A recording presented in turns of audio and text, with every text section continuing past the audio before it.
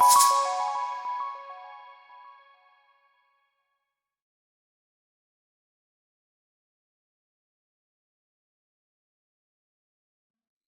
hello and welcome everybody. Bonjour, bienvenue. Je m'appelle Jordan Leichnitz. I'm Jordan Leichnitz, and I am the Canada Program Manager for the Friedrich-Ebert-Stiftung USA and Canada. So the Friedrich-Ebert-Stiftung is Germany's oldest political foundation, and it's a nonprofit foundation that works on the advancement of social democracy. And we are so delighted to welcome you today to our panel on the Responsible Europe report. We're looking forward to a great conversation with our distinguished guests today. And before we begin, I'd just like to offer you a welcome and an acknowledgement that this event, though virtual, is being hosted in Ottawa, Canada, which is the traditional unceded territory of the Algonquin Anishinaabe.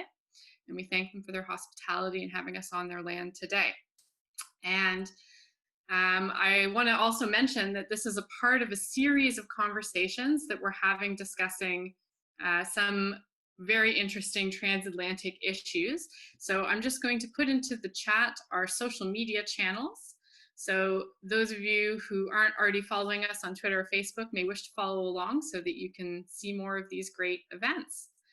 And with that, I'm going to turn you over to our moderator.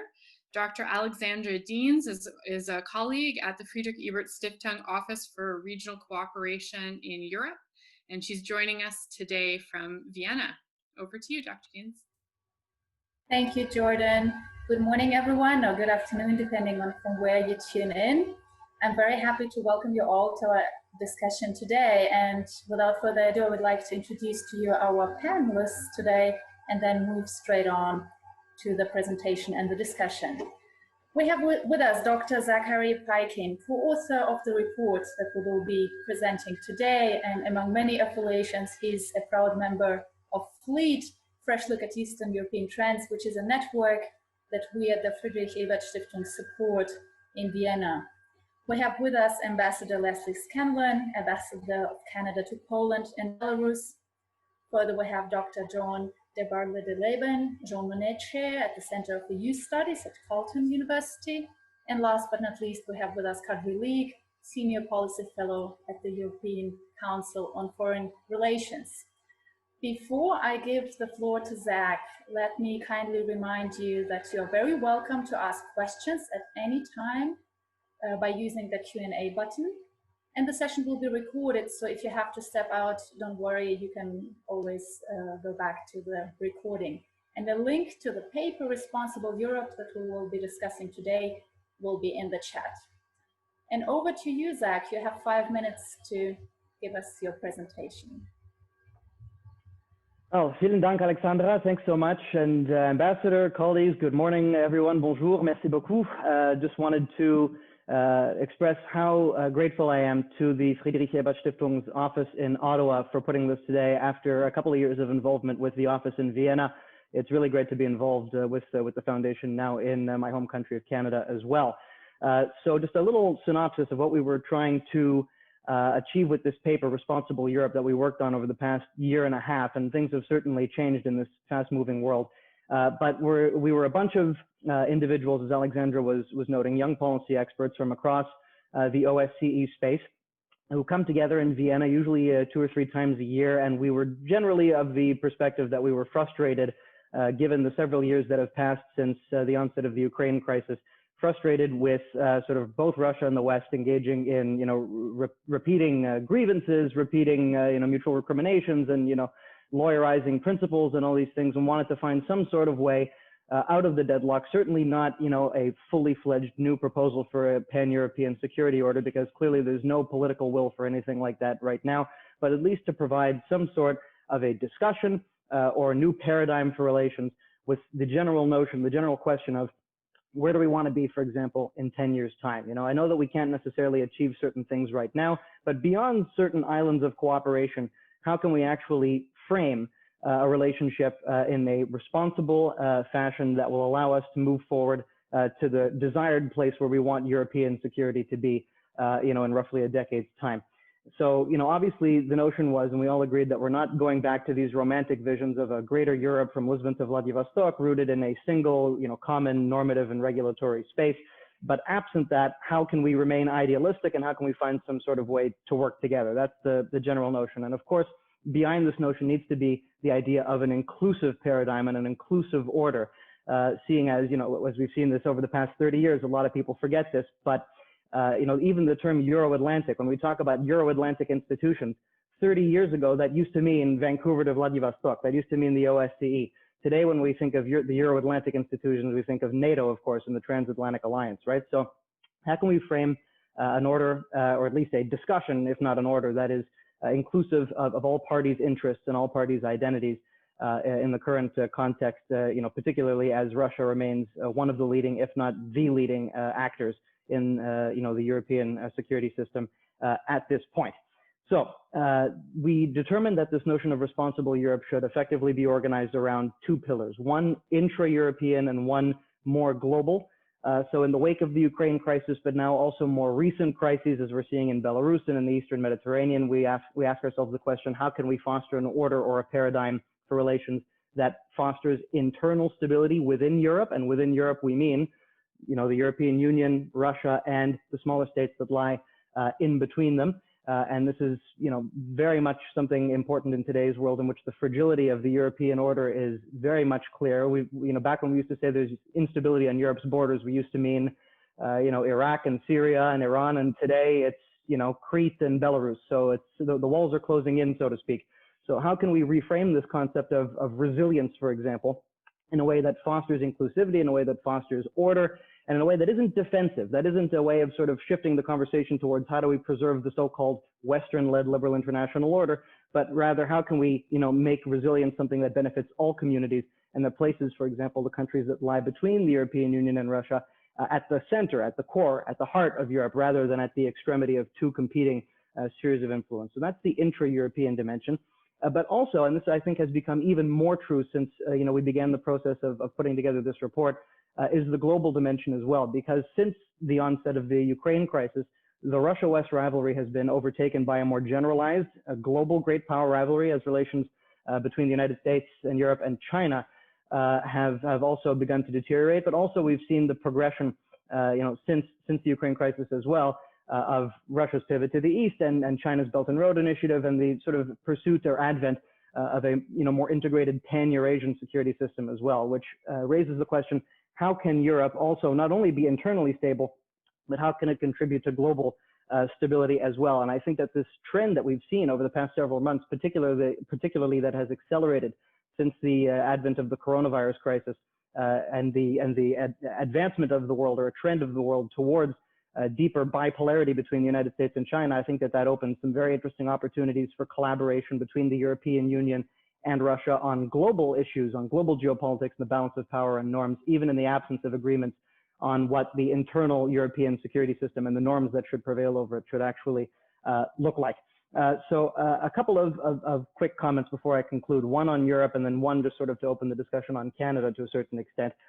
There are a number of tensions within the European security orders today, but one is that it is kind of old and new at the same time.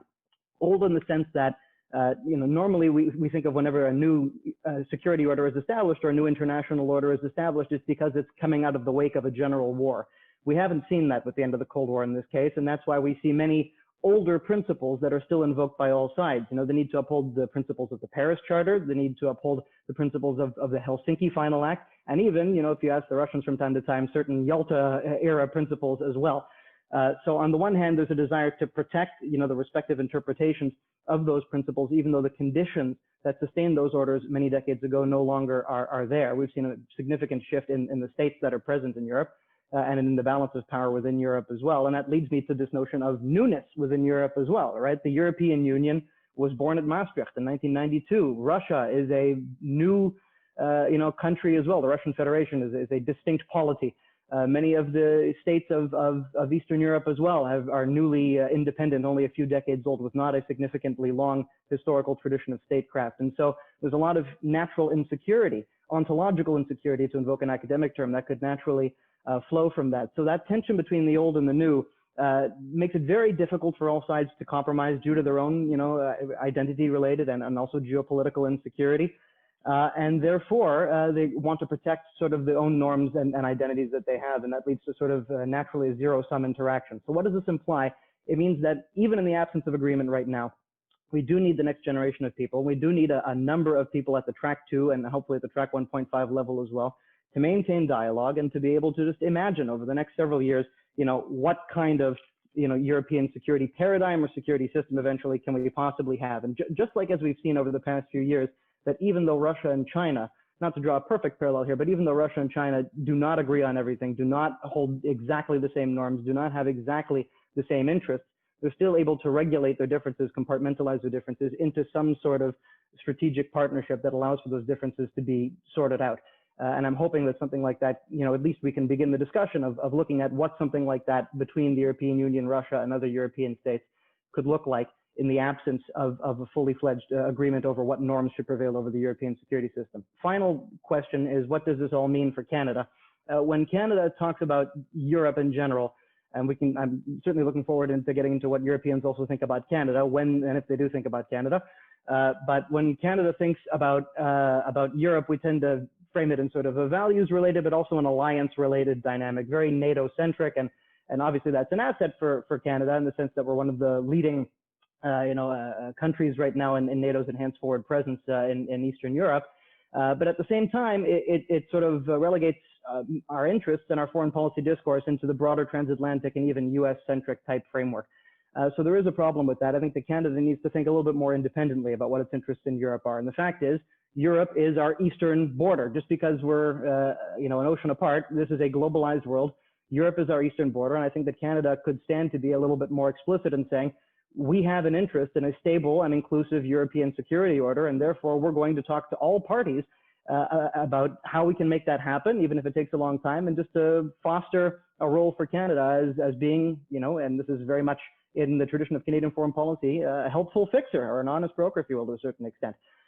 And so what does that mean? It means that Canada needs to be engaged in a much deeper strategic partnership, certainly with the European Union. It has launched, and I'm looking forward to the ambassador's comments on the state of our strategic partnership with our European partners right now. But there's certainly room to expand on that, I believe, into the realm, for example, of pan-Eurasian connectivity, and even to see how we could cooperate on issues that are extra-regional, partnering with other third countries, perhaps even India, for example. And then beyond that, with Russia, beyond the general notion that we can always get Moscow's attention on issues related to the Arctic, there's also other room for collaboration there as well on issues related to, federal governance, which we both share, and certain challenges, certainly given Canada's national unity challenges right now, there's no shortage of room for us to discuss, what center-periphery relations look like within our two countries, and to foster, trust between academics and between diplomats and other civil servants between our countries. And also as a trading power, of course, perhaps even launch a discussion for what, a relationship between Canada and the Eurasian Economic Union could look like, even though the Eurasian Economic Union is still a fledgling regulatory order at this point. Obviously, Canada regularly prides itself, and you hear this all the time, of having privileged access to the European, Asian by way of the Comprehensive Trans-Pacific Partnership Agreement, and of course with the United States through the USMCA. Why not also find a way, seeing as we have connections there to our, southern frontier with the United States, to our eastern frontier with Europe, and to our western frontier with Asia, why not also connect ourselves to our northern frontier with Russia to a certain extent, and be able to position ourselves as an entity that can play a role in harmonizing, perhaps one day even, relations at the political, but also economic and regulatory levels between the European Union and the Eurasian Economic Union. Which of course is very much, as I was saying, a core long-term interest for Canada, because we have an interest in a stable, security environment to our east, and also would allow us, of course, to play a somewhat different, more multilateralist and more pro-peace role in the European framework, which is obviously different from the approach that we've seen the United States adopt in the post-Cold War era, which has been more rooted in a desire to maintain military primacy in that region for more raw geopolitical reasons. So having a way to conduct our own independent, foreign policy, I think, is almost a sine qua non of Canada's engagement in the world, and Canada's identity, and Canada's very raison d'être as a country in the century going forward. And I think it's important that we begin this discussion of how we're going to engage with the world this century now. So I look forward to this over the course of our panel discussion this morning. Thanks very much. Merci. Thank you very much, Zach, for getting us acquainted with the idea of responsible Europe, the core tenets of the report by Fleet, and also by already connecting to the role of Canada, which indeed will be the central part of our following discussion, I suppose. I would like to proceed the following way, that we use the following 15 minutes for hearing the reflections from each of the panelists individually, and I would first like to give the floor to Ambassador Leslie Scanlon. So Leslie, please, the floor is yours. Thank you. 5 minutes, please. Thanks. I did want to thank Friedrich-Ebert-Stiftung, USA and Canada, and I wanted to thank the three of you, Jordan, Zach, and Alexandra, very much for your support this week in our chats. These are my notes that I scribbled as I was listening to Zach. I had so many things I want to answer. On the other hand, I also have 5 minutes of prepared remarks, which I think I will deliver now. It's a bit of a primer. But I think part of our problem in terms of what you said about Canada not being very prominent, maybe having our own foreign policy, is a lack of promotional acumen. I think we're here. Belarus is a prime example of an independent foreign policy decision. More sanctions today, but we can talk about that later. I also want to say it's a pleasure to be on a panel that has so many women. I view as my role as Canadian ambassador, I view it very important that I participate in only gender balanced panels. So this is looking pretty good from here. So Canada and Europe security, it's a bit of a primer. Obviously, Canada rallied to the defense of Europe in both world wars. And as many of you know, Canada often says that we forged our nation on the battlefields of Europe. It's therefore natural that Canada was among the three initial architects of what became NATO. I'm going to jump right in and use acronyms.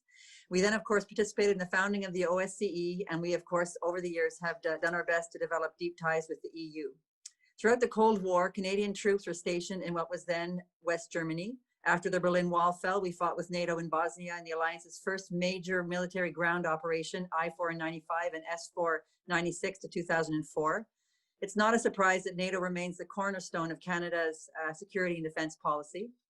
In addition, it may surprise some of you to learn that some 30 years after the end of the Cold War, Canada still has over 1,000 troops in Europe, our largest military deployment anywhere in the world.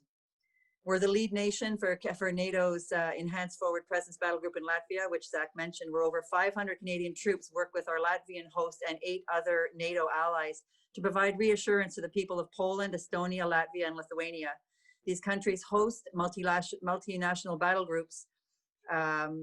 They all host battle groups, and it conveys the collective resolve of NATO allies to defend the sovereignty and security of our allies in the eastern part of the alliance. And this is obviously pretty important at this particular moment in time, given what's happening to the east of us. I visited Camp Adagio in fall 2018, and I've seen our military working alongside. And it's really, you know, you can talk diplomacy all you want, but when you see troops working together with troops of other countries, it's professional. And these really truly are the ties that bind. Canada also maintains a frigate deployed with the standing NATO maritime group and performs tasks from the North Sea to the Mediterranean to the Black Sea, ranging from enhancing situational awareness to conducting exercises and operational missions. We also contribute to the NATO operation in Kosovo and periodically deploy our CF-18 jets to NATO's air policing out of Romania, a peacetime collective defense mission to safeguard the integrity of NATO airspace. Finally, on NATO, we're also present in Europe's broader neighborhood. Our command of the NATO mission in Iraq is entering its 2nd year. Canada is also a founding member of the OSCE in 1995. We value the OSCE as a key forum to address issues related to democracy, human rights, good governance, and conventional arms control. It's also an important forum for the world, more broadly than just Canada, but for members to engage with Russia on difficult issues, such as its violation of Ukraine and Georgia's sovereignty and territorial integrity, and its non-compliance with arms control agreements. As you know, peace and security in Ukraine is of great importance to Canada. We are home to the 2nd largest Ukrainian diaspora after Russia. Therefore, Canada actively supports efforts to de-escalate the conflict in Ukraine to the OSCE Special Monitoring Mission, to which we deploy 40 Canadians to monitor and report on the state of the conflict in Donbass and Crimea. We need to remain vigilant. OSCE instruments are increasingly under pressure in light of Russia's selective and partial implementation of its obligations. Yet the OSCE remains the main international forum to engage on crises outside of NATO and the EU right now in Belarus, in Belarus and Nagorno-Karabakh. We believe that the OSCE's institutions and field missions are still an effective tool for conflict prevention and crisis management in terms of seeking resolution of protracted conflicts and for reducing conflict and tensions within participating states. This is a complicated issue, I have to say. Some instruments might have very good intentions, maybe not enough teeth. And if you have members that have to agree for things to happen, that can be complicated. Turning to the EU, for the past 20 years now, the European Union has also started playing a more robust role in international peace and security with the inception of the Common Security and Defense Policy, CSDP, in 2003, and then again with the Lisbon Treaty, of course, in 2009. The EU is the only institutional part of Europe's security architecture that Canada is not a member of. Having said that, Canada and the EU have forged a deep and comprehensive partnership over the years. And obviously security includes economic stability and independence and all kinds of other things. So we're engaged on the economic front as well. But we are very tied up with the EU in engaging on similar approaches to peace and security challenges. We do share comprehensive but we're looking at issues like stabilization efforts, sanctions, promoting rule of law and good governance, humanitarian and sustainable economic development, as I just mentioned. But we also work on issues together like conflict cycle management, early warning and mediation, peacekeeping, peace building, etc.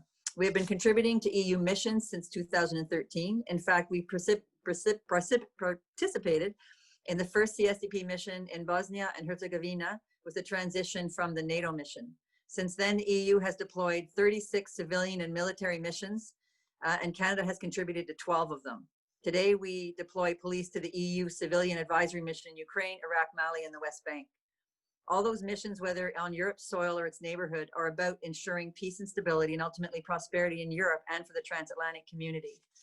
As I have noted above, Canada's role in European security is not all about hard security. We're always present at NATO summits, GlobeSec, the Warsaw Security Forum, the Munich Security Forum. Canada is here having conversations, not just here as a military force. We have seen approaches such as sanctions, diplomacy, supporting the rule of law, and stabilization activities a lot in 2020. Many crises around the world, including most recently and ongoing in Belarus, the Eastern Mediterranean and Nagorno-Karabakh, but also in Iran and Venezuela. And Canada, of course, is a member of the Lima group there.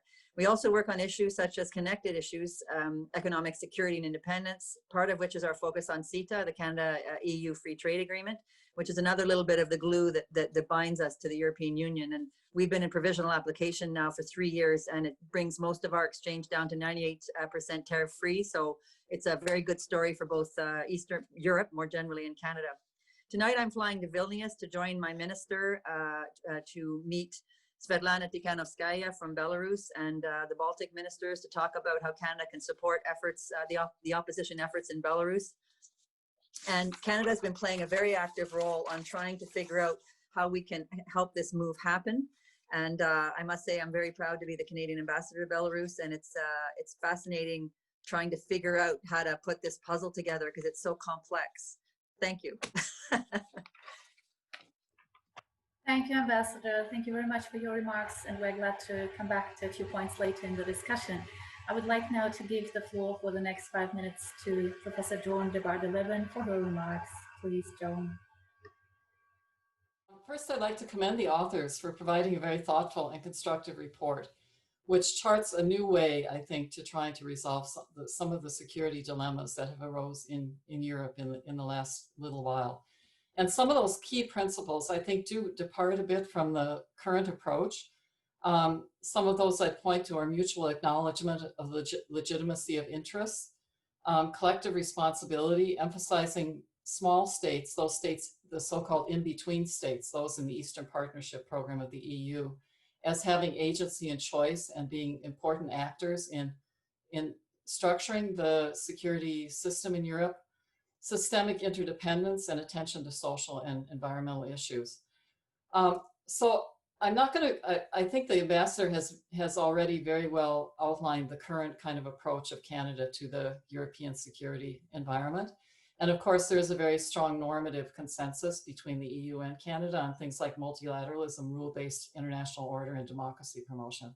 What I want to do is just give some thoughts about some of the problems that might arise in trying to pursue the vision in the report. Now, although the ambassador has emphasized the active role of Canada in the European security environment, I think there are two really important points that need to be pointed to here.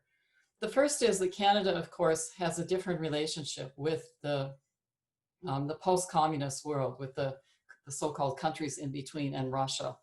And Europe, compared to Europe's, Canada has a much more limited relationship with Russia in an economic sense. So the idea of kind of economic interdependence is not going to be a driver of the relationship with Canada. Canada does share an Arctic interest and you could say an Arctic border with Russia, but yet of course it's geographically much more distant from these problems. And the same applies to the countries in between. We have a strong commitment to Ukraine, a very active policy in Ukraine. But when it comes to the other policy, the other countries in between, countries like Georgia, Moldova, Azerbaijan, Armenia, and Belarus, Canada has a much more limited policy commitment. I mean, there are some programs, but they tend to have been cut back over the last, time period because Europe is the primary actor there, or viewed as the primary actor.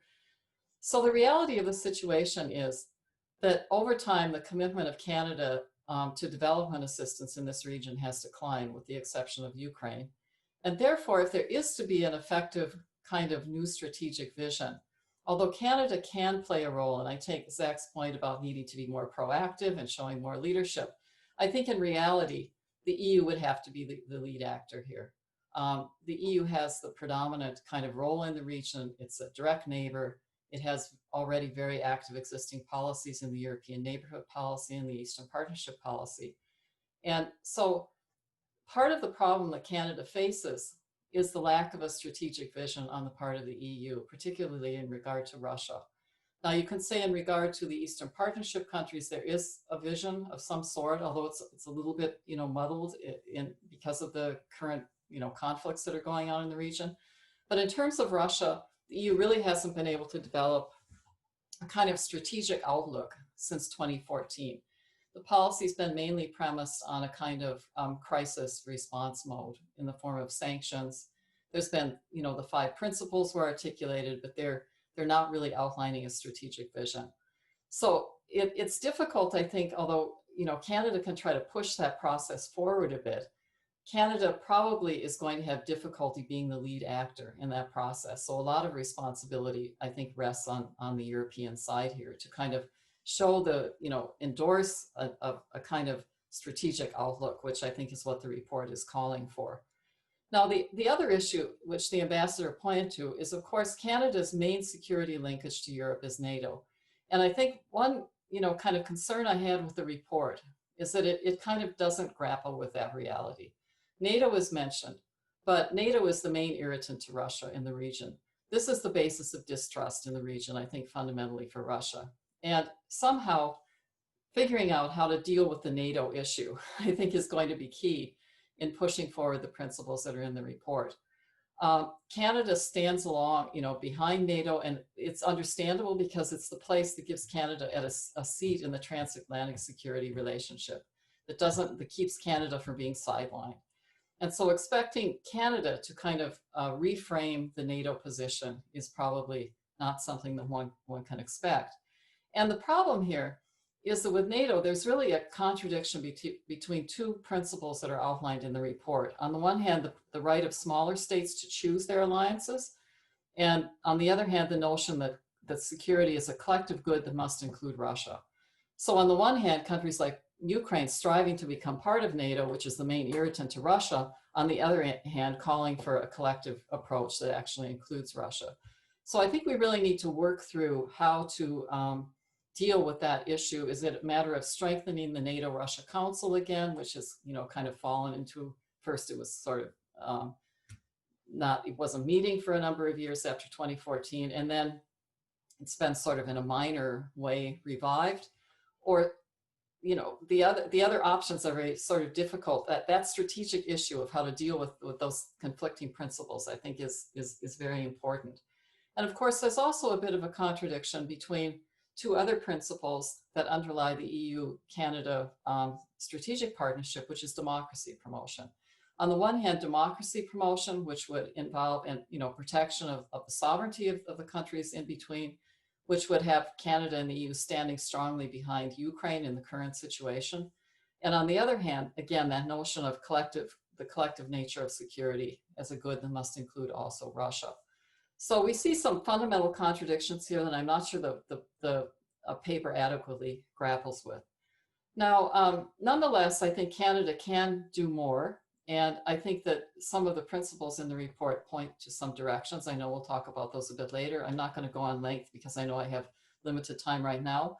But a key element is rebuilding trust. And I think this really is at the foundation of the difficulty in sort of sorting out the European security environment. Canada has some experience with that, I think, in the Arctic context, where the relationship has gone, fairly well. And here discourse is also very important. So Canada can lead the way in terms of setting a discursive space where the language of trust, cooperation, small steps, this kind of thing is promoted. There are certainly other areas like offering people-to-people contacts where Canada has, I think, been quite weak, where the EU has been much stronger. And things like cross-border cooperation, academic cooperation, student exchanges, these kinds of things could be very, very important. And then I have some other thoughts about key priority areas, for example, climate change and environment, because Canada is similar to Russia in some regards in terms of being a fossil fuel exporter and faces some similar difficulties in terms of transitions to renewable energy and climate change goals. So those are a few just opening ideas. In the interest of time, I'll stop there and hopefully we can pick up on a few of these things in the discussion. Thank you very, very much. Thank you very much, Joan. Without further ado, I would like to give the floor to Kadri Leek. Kadri, 5 minutes for your opening remarks, please. Please unmute yourself. Yes, I did. Should be audible now. Thank you, and thank you very much for the report, and thank you for including me in that discussion. Really happy to meet the Canadians again, even though it's over Zoom only. My thoughts on the report are multi-layered. I agree with fundamental diagnosis, but I think I disagree somewhat as concerns the roots of our situation and what can we do right now. So slightly more detail, what I agree with. I do agree that Russia and Europe are in some sort of deadlock as concerns the countries in the neighborhood. And there are those clashing principles of international norms, and we don't quite know how to get around that clash. And the ideas that have been offered have been well meant, but I fear that a little bit impractical. It's also true that European Union needs to adapt to the new situation now that it doesn't see its rules and norms spreading further and further, because the normative expansion has been Europe's basic means of foreign policy, but I think that probably has reached its limits for the time being and is even being scrolled back in some areas. And likewise, Russia probably needs to adapt to a new world that is a lot more messy than has been the case for the last 70 years. So these are the things I agree with. As to how we got there, though, my thought was that the report has some emphasis wrong. It starts out by describing the situation in terms that are often used in Moscow, that European Union and NATO have advanced, come with their norms and rules, and expanded their sphere of influence. And one can see it that way. At the same time, though, when looking more closely, in Russia itself actually signed the basic principles of Paris Charter in 1999. They were not unhappy. I mean, I have talked with Russian diplomats who were present in Paris in 1990, in Soviet delegation, of course, it was at the time. And they were said that they were completely happy with what was being discussed and decided. They didn't feel any sort of pressure. They Soviet Union at the time didn't have human rights problem, for instance. They didn't feel that they can be pressured and blackmailed on rose crowns. Later on, insufficient democratic credentials made Russia feel it was a second-rate power in the Western community never properly listened to. That was not really the case in the 1990s, even though it was still the Soviet Union. But they saw themselves as clearly democratizing, and they were willing to sign up to all these Western rules and norms because they thought it was in their interest. They expected their country to develop their own democratic path of development, and they expected there to be a lot more like-mindedness between Russia and the West, also when it comes to how to organize the post-Soviet space and the world in general. So I would argue that in some ways, Russia might have, how should I say, given wrong signals, or it might have signed up to rules it was later unwilling or unable to follow. And I'm not trying to blame them. They did it with the best of intentions. Everyone in that situation, I think, in 1990 acted with the best of intentions. But simply the path of development didn't correspond to that later. I also think that the actual internal conflict in the so-called countries in between is not geopolitical. It is between self-serving elites, corrupt elites, and maturing societies that want a bigger say as to how the society is run and rule of law is followed. And that was the case also in Ukraine. We paint it in geopolitical terms these days. But if you look more closely, my view is that Maidan was anti-corruption revolution waiting to happen. And failure of President Yanukovych to sign agreement with the European Union was simply an accidental trigger for it. And also because European Union was involved, that was then reflected in the banners and in the sort of more geopolitical nature of the revolution. In Belarus, you have the same thing. You have a revolution against falsification of elections, and it's not geopolitical. So you can really have it either way. It depends a little bit on the context. And also I would say that the clash over Ukraine was actually introduced by Russia, because what Ukraine wanted was free trade agreement with both the Commonwealth of Independent States, Russia-led organization, which they were part of that, and European Union. And these agreements were totally compatible. It was easy to have both. But when Russia wanted Ukraine to become a member of its customs union, that really created incompatibilities, because that would not have been combinable with European free trade agreement. But Moscow came with those demands in a very late stage. You know, European-Ukrainian DCFTA had been negotiated for a long time, and Moscow's objections materialized by the end of summer of 2013. I was in Moscow myself early July 2013, meeting Foreign Minister Lavrov, and one of our group asked about Ukraine signing DCFTA with the European Union. And Lavrov said that, who cares, let them sign. And I don't think he was misleading us. Lavrov gave us what was the honest Russian position at the time, as he knew it and understood it. The problem in Moscow was that Russia's position changed overnight. And it didn't change in the foreign ministry, it happened in the Kremlin.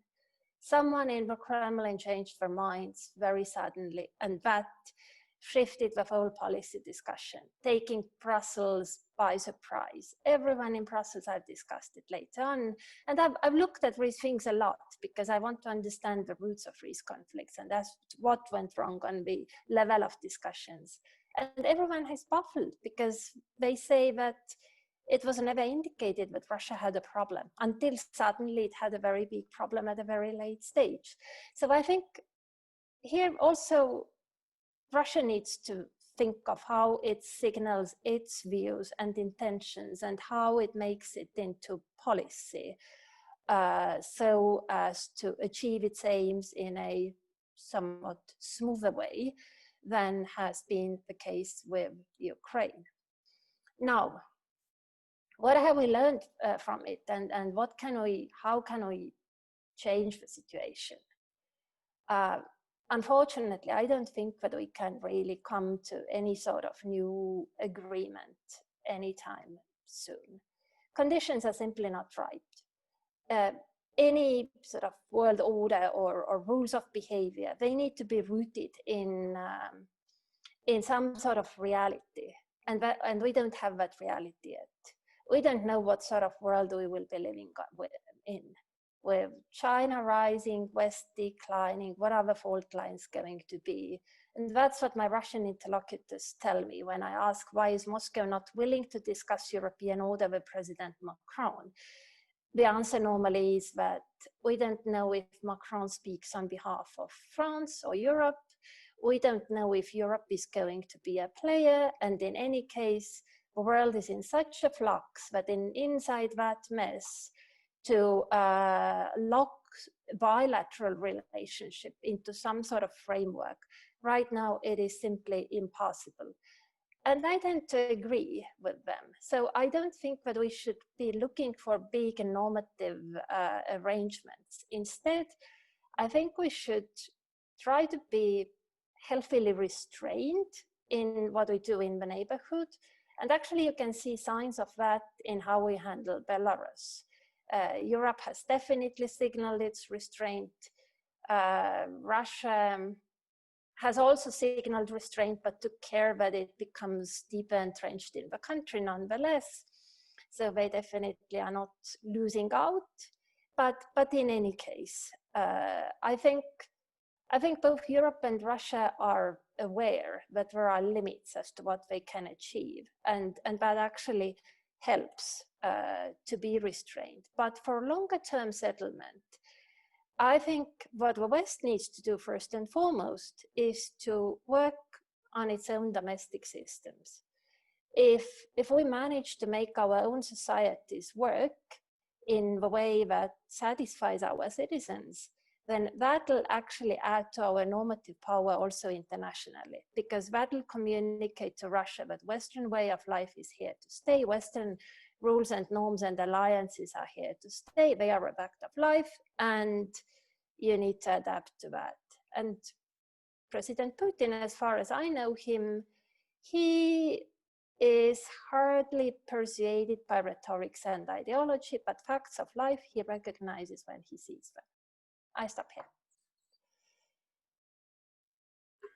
Thank you very much, Kadri. Now, in the interest of time, I would like to open up a panel discussion and fuse a few from the questions that arrived through the chat were the ones that we have thought about in advance. And since, Kadri, you mentioned Macron's initiative, and obviously it's on all our minds when we think of rekindling and repairing the relationship with Russia to a certain degree, I would like to direct this question on what you think about Macron's initiative, and whether Canada should be supporting President Macron's initiative to initiate a rapprochement and some kind of new modus vivendi with Russia, to both Leslie and Joan. So Leslie, would you like to start and comment on Macron's initiative of rapprochement with Russia? Mic, please, Leslie. Please turn on your mic if you could, Leslie. Sorry about that. Can you hear me now? Sorry, I'm not going to comment on that. I suggest you go straight to Joan on that question. Sure, Joan, please. And also, please switch on the microphone. I kind of want to go back to the point I made previously, which is I think it really depends on whether Europe can achieve a unified position on this. I think it's going to be very difficult for Canada to launch off supporting one tendency of opinion within the EU when there might be strong reservations in countries like Poland and the Baltic states, just to name a few, where I think there are reservations about this. We know that Canada already has this, Operation Reassurance commitment in Latvia, and the terms of what that reopened policy would be, the kind of reset that Macron is suggesting, are very unclear. And of course, the idea of dialogue is very constructive in any case. I think the idea of opening up dialogue certainly makes sense. But it kind of leads me to another point, which is the suggestion that embracing the Eurasian Economic Union on the part of Canada and the EU could be quite problematic for the countries in between. Because remember, they would not be involved in such a negotiation. We would have the European Union and Canada on one side and the Eurasian Economic Union potentially on the other side. I mean, you could try to build a table where everybody would be there, including Ukraine, Moldova, Georgia, all the others. But that would get very, very complicated. So we have to proceed with some caution because we have very firm commitments to countries like Ukraine, Moldova, Georgia, primarily those three, but others as well in the region. And we have to be careful that we don't somehow imply that there would be some kind of a great power bargain between the West, whether it be through the EU or, you know, the US, Canada, whatever the configuration of parties might be involved in these discussions with Russia, and Russia on the other side. Any kind of opening up would have to include the countries in between, because otherwise they can become sort of not agents, but actually, you know, victims is too strong a word, but parties being negotiated about. And so I think we have to be quite careful on that regard, and also in regard to the fact that the European Union is probably not very unified on this itself.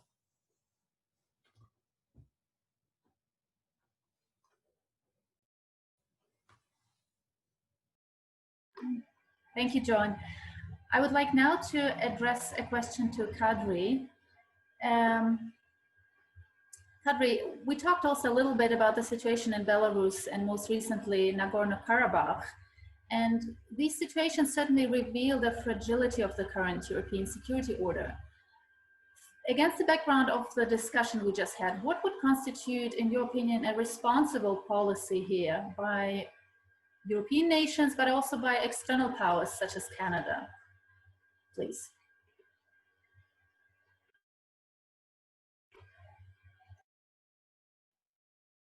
Yeah, again, unmute. Thank you. Well, I actually think that these situations, they both have different roots. And I wouldn't link them under any common denominator. I mean, many people do so these days. They say that, you know, there is crisis in Nagorno-Karabakh, Kyrgyzstan, Belarus. Oh, that means that Russia is losing grip of its neighborhood.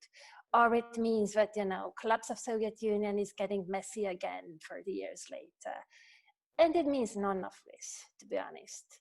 The only one of these crises that has anything at all to do with the Soviet Union is Karabakh.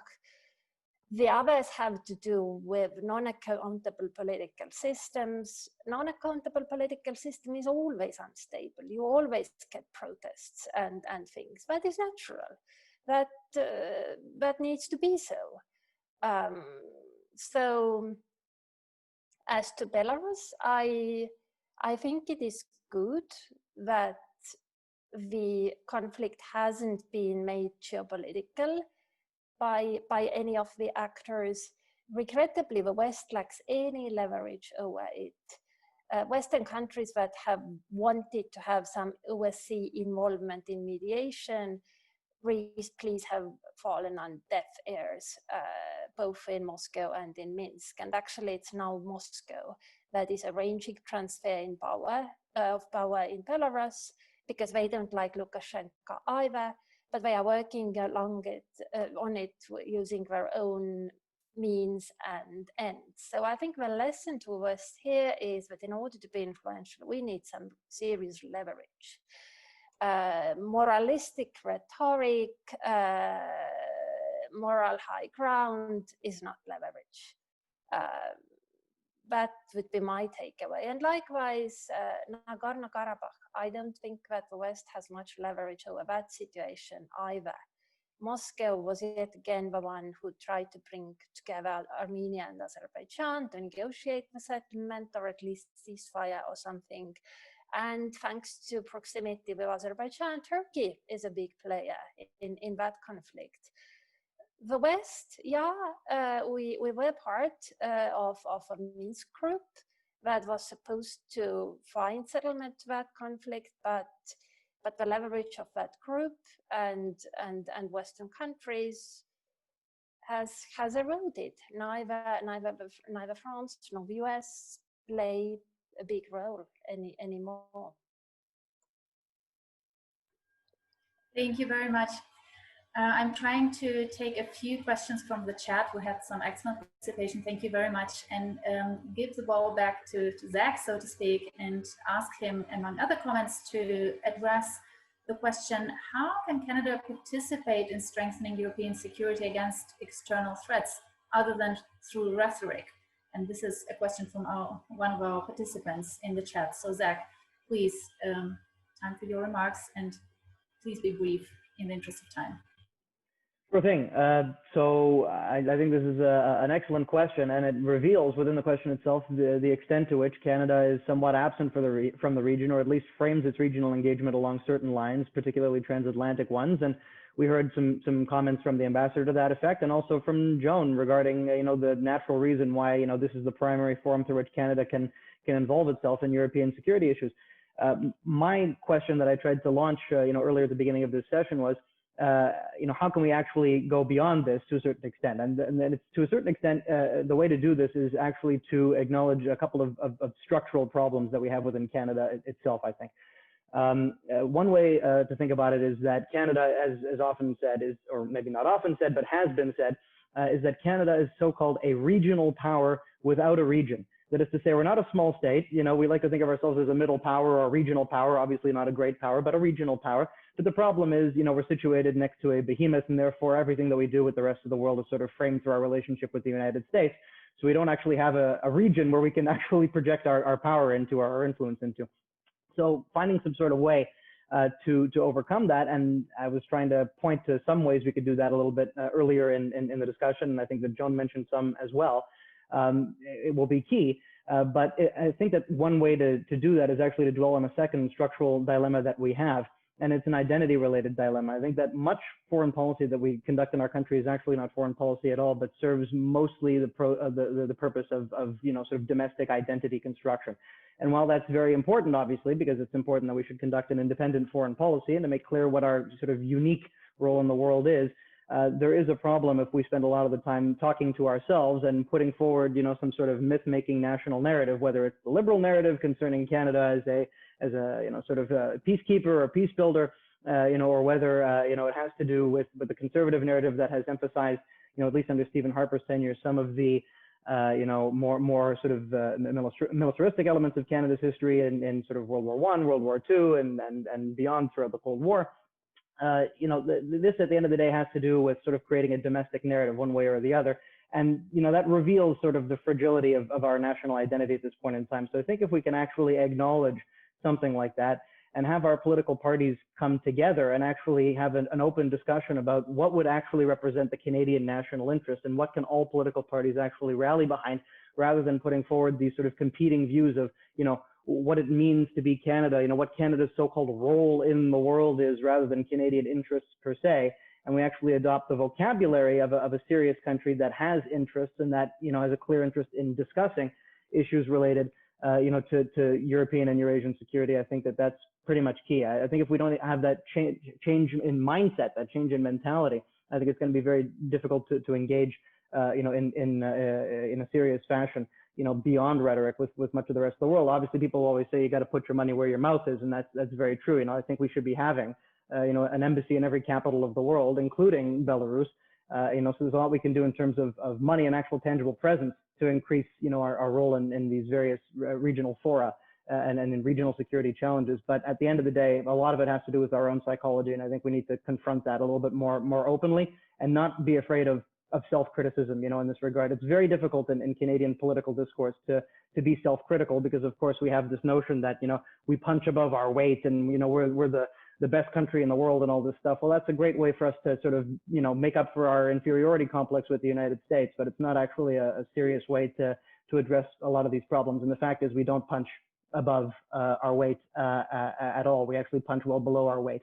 There's a lot that we can do actually to increase our presence. But again, just to reiterate, this starts with having an honest conversation amongst ourselves. Thank you. I would also like to address a similar question to Ambassador Scanlon. After all, how could Canada help European security even more? Because you addressed in your remarks that Canada's role in Europe is already beyond just hard security, but against this backdrop of the responsibility concept and Canada's engagement and commitment to engagement in Europe, how do you think can Canada strengthen this engagement in the future? Oh, I think a lot of what Zach said is very true. We're not in a position as this. I don't agree that we're in a position to take a lead on any particular foreign policy initiative. I do think we are a multilateralist nation for a reason. We do better in a multilateral setting. We can bring our voice to issues. We work well with the UK and the US and the EU.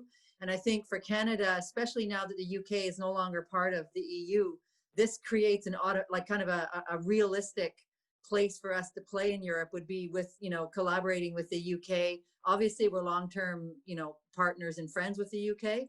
But Europe for us, for CETA, for trade relations, it depends on where you are in terms of where you're located, specifically in Europe, how strong the trading relationship is.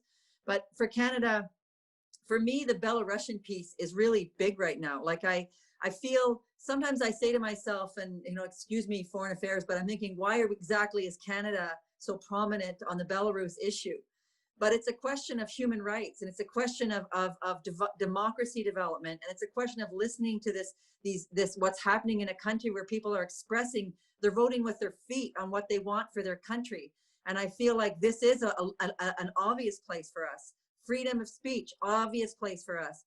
Human rights in terms of the LGBTQ community, obvious for us as Canadians. The environment, obviously we're not perfect. We can all point to areas of the environment where Canada could do a far better job like anybody, but we are known on these issues, and these are issues that I think are strengths for us. And simple things like this personal little note, I biked from Warsaw to Sopot over 4 days as part of a project to get to a literary festival.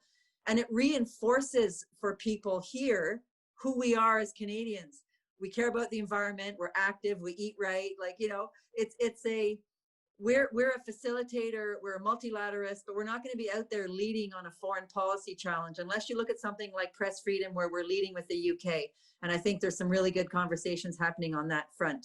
But it's a tough one for Canada. I think this is, but anywhere you go as a Canadian here in Europe, people remember what Canada did in the Second World War, just as a simple, straightforward, thank you, Canada. Belarus, very, very keen on Canada. But we're not going to be making decisions that are going to impact by ourselves the future of these situations, if you see what I mean. Thank you, Leslie. Before we move on to the final round, I would like to give Zach just a very short moment to reply to one of the things you said. Please, Zach. Yes, thanks very much. It's a very brief comment, which is, I think it was very good that the ambassador pointed out that the United Kingdom has now left the European Union, because of course the United Kingdom is one of the most significant military powers and strategically capable actors within the transatlantic alliance. So between the United States and the United Kingdom, the overwhelming majority now of defense spending within NATO is now going to lie outside of the European Union. So I think that this makes it even more important to have a conversation about what Canada's specific interests in its relationship with the European Union actually are, because obviously, the transatlantic forum is one thing, but if the United States and the United Kingdom, the two greatest spenders within NATO, are outside the EU, we need to think about what our actual relationship with the EU is. And since the EU, of course, borders, the post-Soviet space, what that implies for our relationship with the post-Soviet space as well, and what sort of role we're going to play. Are we going to be, the leading power in bringing these guys together? No. But what are our unique interests in dealing with post-Soviet countries, including Russia, and of course the European Union? Another problem, we're not present in the post-Soviet space. Out of the 12 post-Soviet countries that are not members of the European Union or NATO, that is to say, excluding the Baltic countries, out of the 12 former post-Soviet countries, there are 3 Canadian embassies in Russia, Ukraine, and Kazakhstan. That's it. That's not enough of a significant presence. We need to do better if we want to play a constructive role in ensuring and securing our interests in a stable European order. And we have a long-term core interest in that. That's a Canadian interest, not just a values interest. Thank you, Zach. Ambassador, would you love to jump back in?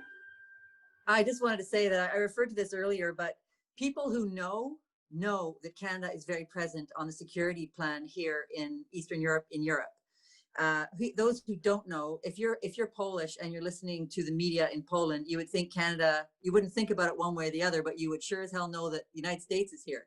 So there is a bit of a promotional problem, and Canada is not a big flag waver as a personality. But I just want to say that I think that's part of it, is that we're very, like, when I responded when I was in Tokyo to the earthquake in Kyoto, we weren't there with big flags and signs. Canada was there quietly doing our bit to help reconstruct. And that is kind of who we are as a nation. So maybe it's partly getting a better handle on communicating on what we are doing so that we're more present. Thank you very much. All right, rapid fire. We're approaching the end of our conversation. I would like to address Joan and then Kadri with the questions from the chat. Joan, just a very brief response to the question: in the absence of a resolution of the Ukraine conflict, what are some key ways that Canada can deepen bilateral dialogue with Russia? Okay, well, I did actually come up with a list of things, so I'll just mention them quickly. I mentioned already the Arctic, and I think this is really critical because, as I mentioned, we have, I think, developed a fairly good relationship through the Arctic Council. And it provides, kind of, in a way, an oasis of cooperation in an otherwise very tense relationship. And I think we should build on that and also try to use that as a vehicle to build trust and to somewhat change the discourse with Russia on the nature of the relationship. I mentioned already people-to-people contacts. I think the other thing we can do is, in terms of energy, I mentioned that a bit earlier, but we face, in Canada, quite a dilemma with this transition to a renewable energy, climate change friendly policy. And Russia faces a very similar situation, perhaps even on a larger and more difficult scale. So it's not only a technical issue, it's a technical issue also, but it's an issue of priorities, it's an issue of innovation. And this is something where, we shouldn't just be interfacing with Russia in terms of the fossil fuel industry, but trying to interface very actively on this climate change renewable energy envelope. So that's Thank you. Thank you, Joan. And the final question from the chat goes to Kadri. One participant would like to ask Kadri how restraint in the shared neighborhood to which you referred should translate in EU policies like Eastern Partnership. How should it translate to Eastern Partnership? Well, Eastern Partnership is mostly about good practices these days, and I think I'm just trying to think whether that's compatible with restraint or not, and depends really on how you see it. In theory, no, because that should be making these countries more resilient and stable, and when they are stable, there is less danger of conflict in the neighborhood. On the other hand, of course, you have that tendency that Russia finds it sometimes easier to work with autocratic leaders because in Russia's views, they are simply more able to deliver on their promises without naughty democratic processes intervening in very chaotic ways, as we see in democratic countries. So there is that inherent tension, of course, in sort of totally internal rules and norms and how these play out on geopolitical realm in Russia's neighborhood. So I don't think I will give you any more definitive answer than that. Thank you very much, Kadri. And thank you at this point to all participants for this tour de force across the globe, really. It was not just European security, but indeed at least half of the globe. I would like to wrap up by giving the floor back to Jordan and thanking her for making this panel possible. And of course, thanking now already all of you, Zach, the co-author of the report and member of the Fleet Group, and of course, our dear panelists who shared their views with and from three, I think, really key areas for us as researchers. It was academia, politics, and think tanks. I think these are exactly the three poles between which we move, working ourselves, like Zach, Jordan, and me, in a think tank environment and thinking of some practical ideas. And indeed, much of your criticism and constructive critique was indeed very welcome, because after all, we want our paper not just to end up in the drawer, but also to be policy relevant. And with that, back to Jordan. Thank you so much, Alexandra. I really appreciate your work in pulling this panel together and moderating. And a huge, huge thank you on behalf of Friedrich-Ebert-Stiftung, USA and Canada, to Dr. Palkin, to Ambassador Scanlon, to Kadri, to Dr. DeBar deleben. Thank you so much for your time. And thank you all for joining us today. I hope that you'll take the opportunity to follow us on social media to see more of these discussions.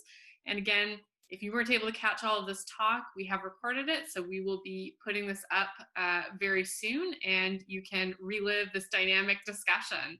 So thank you once again to all of our participants, and I hope you have a wonderful rest of your day, wherever you may be joining us from.